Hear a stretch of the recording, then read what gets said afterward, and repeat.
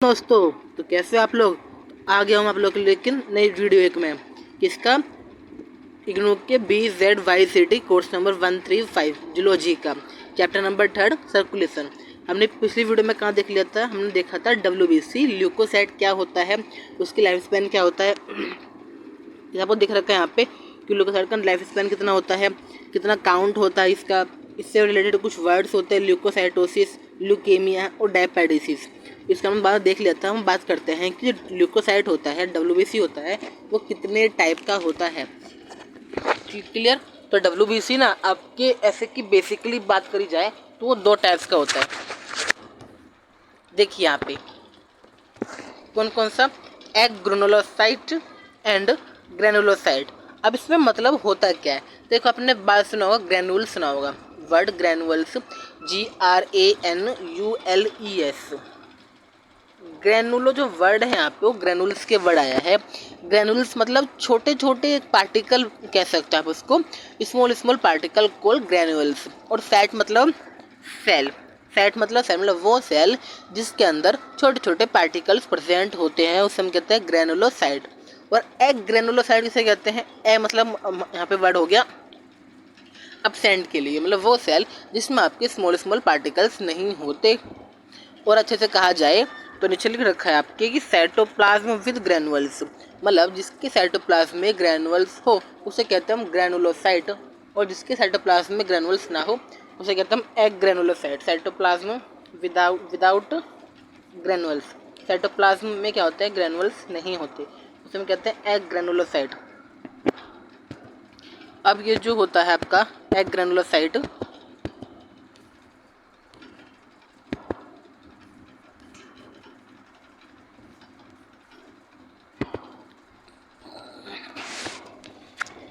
जो होता है एग ग्रैनुलोसाइट, ये 2 टाइप्स का होता है, एक होता है लिम्फोसाइट, एक होता है मोनोसाइट।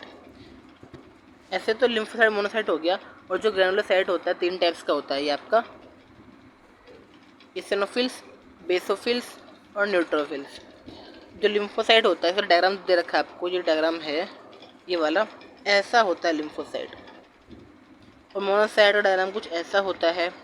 इसिनोफिल्स में क्या होता है, सबका हेडफोन होता है ना, कुछ वैसा डायग्राम होता है। आपके इधर 2 तो इधर ऐसे हो जाएंगे, फिर बीच में क्या होगा, उसको एक लाइन से कनेक्ट हो जाएगा, इसे कहते हैं इसिनोफिल्स। और बेसोफिल्स में क्या होता है आपका, बेसोफिल्स में ये जो 3 डॉट्स होते हैं ना, ऐसे अरेंज होते हैं ऐसे करके, और ये क्या होता है फिर में, ये एस बनाते हैं, जो बेसोफिल्स आपका। और न्यूट्रोफिल्स में यही बहुत सारे कॉलोनी के फॉर्म में आपके आते हैं। तो ग्रैनुलोसाइट क्या होता है, जिसके साइटोप्लाज्म में ग्रैनुअल्स हो, ऐसा डायग्राम में देख रखे होंगे। इस वाले डायग्राम की बात करा जाए, हम दोनों इसकी बात करें, दोनों की, लिम्फोसाइट और मोनोसाइट की, तो इसके अंदर कुछ भी देते हैं। जिसकी बात करें लिम्फोसाइट और मोनोसाइट की, तो इसमें ग्रैनुअल्स नहीं है, इसमें कोई पार्टिकल्स नहीं है साइटोप्लाज्म में। मगर जब हम ग्रैनुलोसाइट की बात करें, इसिनोफिल्स, बेसोफिल, न्यूट्रोफिल्स की, तो इसके पार्टिकल्स, इसके सेल्स के अंदर आपको ग्रैनुअल्स दिखाई दे रहे हैं, और इसके न्यूक्लियस की अलग अलग फॉर्मेशन भी है। क्लियर। तो इसमें डिफरेंस पूछ सकता है आपसे कि बताओ कि ग्रेनुलोसाइट और एग ग्रेनुलोसाइट क्या होता है, क्योंकि बेसिकली हमारा जो इग्नू का पेपर होता है उसमें डिफरेंस तो हम प्रायोरिटी हम ऑर्डर देते हैं, उसमें प्रायोरिटी होती है, डिफरेंस पूछ सकता है। जब हो सकता है कि जब पेपर देने जाओ तो आपका डिफरेंस है कि पूछ ले कि ग्रेनुलोसाइट और एग ग्रेनुलोसाइट के बीच में डिफरेंस क्या होता है, तो आप बता सकते हो। जिसमें साइटोप्लाज्म में ग्रेनुल्स होते हैं उसे कहते हैं ग्रेनुलोसाइट, जिसमें नहीं होते उसे कहते हैं हम एग ग्रेनुलोसाइट। और जो हमारा एग ग्रेनुलोसाइट होता है 2 टाइप्स का होता है, लिम्फोसाइट और मोनोसाइट। जबकि ग्रेनुलोसाइट जो होता है 3 टाइप्स का होता है, इसिनोफिल्स, बेसोफिल और न्यूट्रोफिल्स। आप इसका डायग्राम भी बना सकते हो, जो आपको डिफरेंस में बहुत ही हेल्प करेगा। अच्छा, अब इसके नेक्स्ट मूव करते हैं कि बात करते हैं कितना कितना परसेंट ये होता है, वो भी इम्पोर्टेंट है, तो बात में जान लेता है इसके बारे में। जो लिम्फोसाइट होता है ना, वो 20-25% होता है। हमारी बॉडी में जो लिम्फोसाइट होता है वो 20-25% होता है। Monocyte 6-8%, eosinophil 2-3%, basophil less than 1%। मतलब सबसे कम जो होता है ना वो आपका इसिनोफिल्स ही होता है, सबसे कम आपका बेसोफिल ही होता है, लेस देन 1%। और सबसे ज़्यादा होता है न्यूट्रोफिल, 60-65%। यदि क्वेश्चन पूछ लेता है कि बताओ ग्रेनुलोसाइट का कौन सा पार्टिकल जो होता है या फिर ग्रेनुलोसाइड का कौन सा टाइप जो होता है सबसे कम प्रेजेंट होता है, तो बेसोफिल, सबसे ज़्यादा न्यूट्रोफिल्स। क्लियर। अच्छा, अभी जो हमारा इसिनोफिल है ना, ये ना इसी एक नाम इसका और है, एसिडोफिल्स भी इसको हम कहते हैं। क्यों? क्योंकि एसिडिक मीडियम में पाया जाता है, इसलिए हम इसे एसिडोफिल्स भी कह देते हैं। क्लियर। अब जो न्यूट्रोफिल्स है ये क्या है, ये से कहते हैं पॉलीमॉर्फोन्यूक्लिएटेड लिम्फोसाइट। पॉलीमॉर्फोन्यूक्लिएटेड लिम्फोसाइट। अब पॉलीमॉर्फोन्यूक्लिएटेड लिम्फोसाइट क्या है? पॉली मतलब बहुत सारे, morpho means morphology, nucleus nucleated मतलब न्यूक्लियस, और लिम्फोसाइट तो ये है ही है, मतलब इसमें बहुत सारे न्यूक्लियस प्रेजेंट होते हैं न्यूट्रोफिल्स में। क्लियर। इसे हम PMNL भी कहते हैं, पॉलीमॉर्फोन्यूक्लियोटाइड न्यूक्लिएटेड लिम्फोसाइट।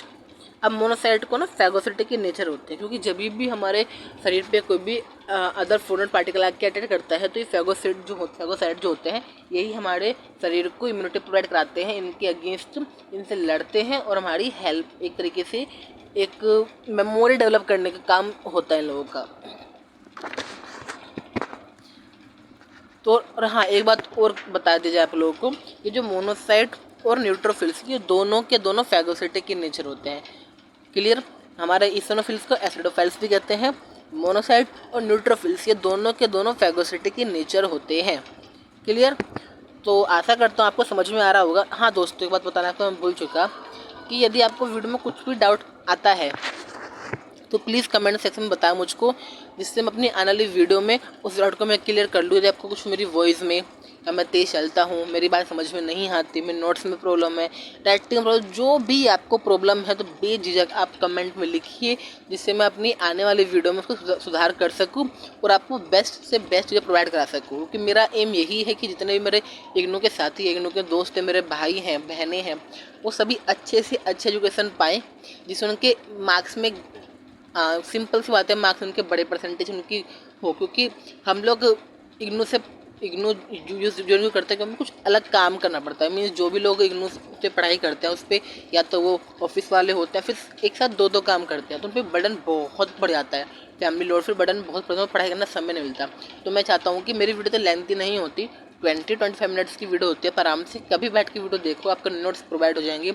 और मैं कोशिश करूँगा कि मैं इतना अच्छे समझाऊँ मैं आप लोगों को कि आपको वीडियो देखते देखते ही सब टॉपिक आपके दिमाग में सेट हो जाए, आपको दोबारा मेरी वीडियो देखने ना पड़े। तो इसलिए मुझे सपोर्ट कीजिए, और वीडियो पसंद आए तो लाइक करो, अपने दोस्त, आपके जो भी दोस्त हैं उनके डिफरेंट आपके दोस्त जो है अलग अलग कॉलेजेस के, उसमें वीडियोज़ को शेयर कीजिए और सब्सक्राइब भी कर देना आप लोग, जिससे मेरी फैमिली बढ़ती रहे। चलो, समझ में आ गया आप लोग के? हाँ था टॉपिक। चलो आगे बात करते हैं। WBC तुम्हारा कंप्लीट हो गया, अब इसकी आगे बात करते हैं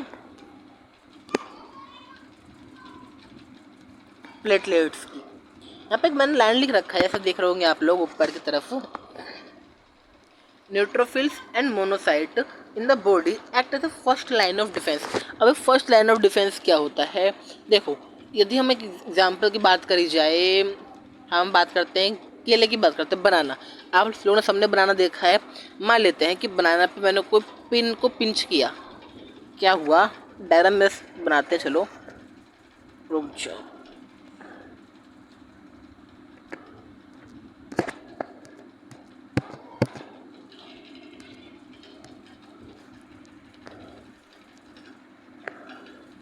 ये बनाना है, आप लोगों को तो पता होगा कि बनाना क्या होता है, ऊपर कवरिंग सी होती है।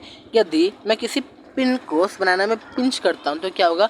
इसकी सिर्फ बाहर की कवरिंग ही खराब होगी, अंदर का बचा रहेगा। मीन्स बनाना के पील ने बनाना को बचा लिया, बनाना के पील ने बनाना को बचा लिया, या फिर कहा जाए तो प्रोटेक्ट किया, डिफेंस किया। तो सबसे पहला डिफेंस बनाना के पील ने किया।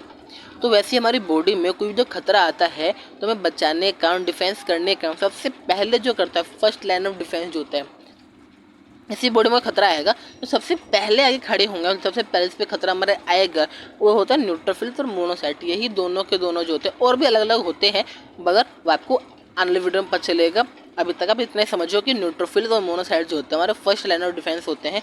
कोई हमारी बॉडी में खतरा आता है तो पहले ये दोनों इसको जूझते हैं, इनको अटैक करते हैं, लड़ते झगड़ते हैं, जो भी करेंगे वो करते हैं दोनों और हम इस खतरे से ओवरकम कराते हैं। क्लियर? ओके। अच्छा, अब नेक्स्ट टॉपिक हमारा प्लेटलेट्स है। आप लोगों ने ये प्लेटलेट्स सुना ही होगा कि हाँ जी मलेरिया हो गया, डेंगू हो गया, बेचारे की प्लेटलेट्स कम हो गई, कीवी खाओ, ड्रैगन फ्रूट खाओ, ये खाओ वो खाओ, तो आप लोग को प्लेटलेट्स बढ़ जाएगा। तो अभी प्लेटलेट्स हमने सुन तो लिया, प्लेटलेट्स हम तो साइंस के स्टूडेंट है ना, हमें तो पता होना चाहिए कि प्लेटलेट्स होता क्या है, इसका नाम क्या, कैसे काम करे, सब कुछ आपको पता होना चाहिए। तो इसलिए मैंने अच्छे से मैंने नोट्स की फॉर्म में डायग्राम, फ्लो डायग्राम की फॉर्म मैंने आपको बताने की कोशिश करी है। तो अब समझते हैं, स्टार्ट करते हैं। जो प्लेटलेट्स होते हैं ना, उसको हम थ्रोम्बोसाइट्स भी कहते हैं। प्लेटलेट्स सबका नाम हो गया, मगर साइंस की लैंग्वेज में उसको थ्रोम्बोसाइट कहते हैं। अभी थ्रोम्बोसाइट का मतलब होता क्या है, देखिए, जो थ्रोम्बो वर्ड होता है ना, वो बेसिकली यूज़ करता है क्लोटिंग के लिए, और साइट किसके लिए यूज़ करते हैं, सेल के लिए। थ्रोम्बो जो वर्ड होता है वो यूज़ करता है क्लोटिंग के लिए, जो हमारे कभी भी हमारे हाथ पैर में कट लग जाता है, उसका उसको क्लोटिंग हो जाती है ना, खून निकलने से रोक देते हैं, क्लोटिंग हो जाती है। तो वो सेल जो क्लोटिंग करे, या फिर वो सेल जो क्लोटिंग करवाए करे, जो भी मतलब यदि हमारे किसी भी बॉडी पार्ट में कट लग जाता है तो प्लेटलेट्स पर रिस्पॉन्सिबल करता है, क्योंकि प्लेटलेट जो होता है वही सबसे बड़ा फैक्टर है क्लोटिंग का। यदि हमारे बॉडी में प्लेटलेट्स नहीं होंगे तो क्लोटिंग नहीं होगी। कुछ ऐसी डिसीज़ भी होती है, एक डिसीज़ का नाम मुझे याद आ रहा है, हीमोफीलिया इसे कहते हैं हम। हीमोफीलिया क्या है, जो हमें रानी विक्टोरिया है ना, उनकी में है। उसमें क्या होता है, आपके क्लोटिंग फैक्टर जो होते हैं ना, जो क्लोटिंग करते हैं वही प्रेजेंट नहीं। यदि उनके किसी बच्चे को उंगली में कट लग जाए, उनका खून रुकता नहीं है, खून कंटिन्यूसली फ्लो करता था। क्यों, उसमें तो क्लोटिंग फैक्टर होता है जो रिस्पॉन्सिबल होता है क्लोटिंग के लिए, वही उनमें अब्सेंट होता है। एक और डिसीज जो बाय जेनेटिक आ जाते हैं, अगले चैप्टर्स में आपको बताया कौन कौन डिसीज जो होती है जेनेटिक से आती है, कौन से इनबॉर्न होती है, कौन सी बाय बर्थ मिलती है, कौन सी बर्थ के बाद हमें होती है। कि डिसीज भी हमारी बहुत कैटेगरी में वेरी करती है। आपको सभी कैटेगरी के बारे में अच्छे से बताया जाएगा।